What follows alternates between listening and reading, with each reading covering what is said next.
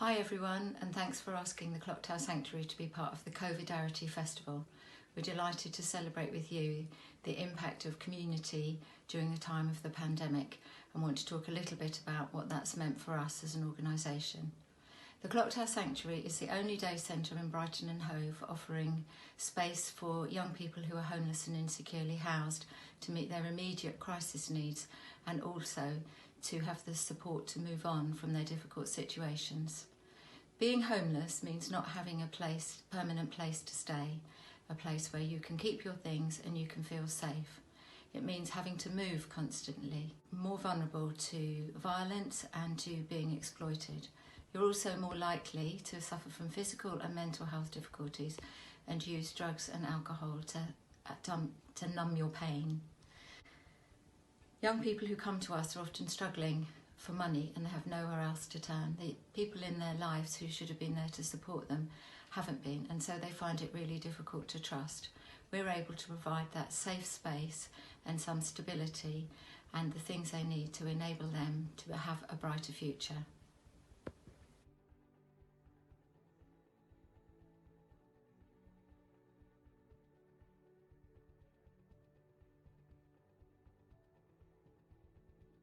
Hungry, cold and dirty, homeless before age 30.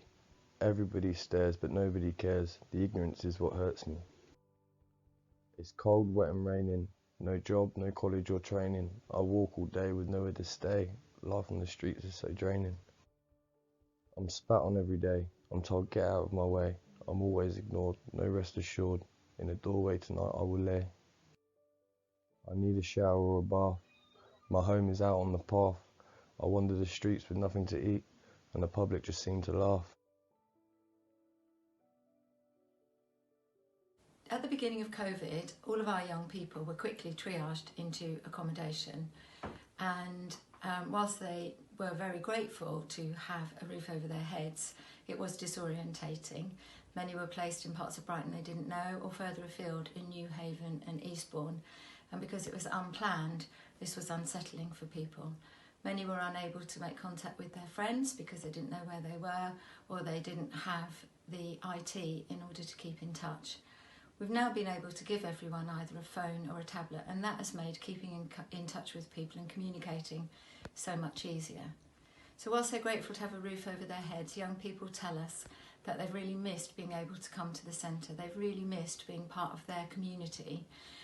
They've missed being able to have a shower, to cook, to wash their clothes, to see their friends, and to be able to talk to the adults in their lives who provide them with stability and those who are able to help them.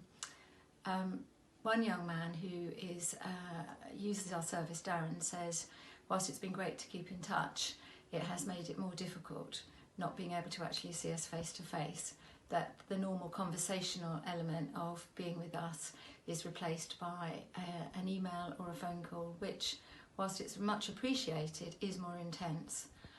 We've also been able during lockdown to help people with their practical needs, so we've been providing some food parcels, we've made sure everybody's got access to all the benefits that they need, we've provided some clothes, and we've enabled them to keep in touch beyond our immediate community. Quite a few have taken the opportunity to get back in touch with friends and family and are starting to build some positive relationships there. There are some who, because they're now more settled, are thinking about the future and are making plans to go into education, to look for employment and to start to tackle some of their health issues. So we're making plans to return to our day centre, and we'll open again as soon as it's safe to do so. We're also talking to our partners in the city to try and understand a bit more about how we can continue to keep the young people who are housed in their accommodation. Wherever we are, we're going to continue to provide that vital lifeline of support, emotional and practical. And we're so grateful for the help of our community, for the generous donations that have come from existing and new supporters, and also from funding we've been able to access from trusts and foundations, both their emergency funds and funding for our ongoing work. One of the joys has been seeing the young people and how resilient they are and how they have adapted so quickly to the situation that they're facing. Quite a few have celebrated birthdays in lockdown, and we've been able to deliver some treats and some cakes and just try and bring a little bit of normality and some celebration into their lives at what is such a difficult time. Waking up today, what it feels like to be 21. Hopes of simple things. Buttered toast, cups of tea. With friends around to help you dream. To feel proud and say it out and loud. A day by the sea without a care.